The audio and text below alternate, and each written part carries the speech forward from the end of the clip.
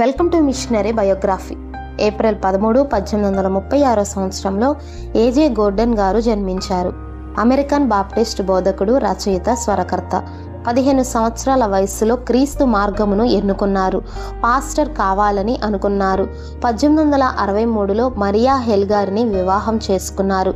మసాచుసెట్స్లోని రాక్స్బరీలో Jamaica plain Baptist చర్చికి పాస్టర్గా ఉన్నారు.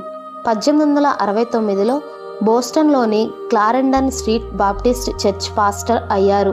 ప్రతి వేసవిలో గోర్డన్ గారు న్యూ హాంప్షైర్లోని తన స్వస్థలానికి తిరిగి వచ్చి తరచుగా డానా మీటింగ్ హౌస్లో బోధించేవారు. క్లారెండన్ స్ట్రీట్ చర్చ్ సహాయంతో 1889లో గోర్డన్ బైబిల్ ఇన్స్టిట్యూట్ను స్థాపించారు.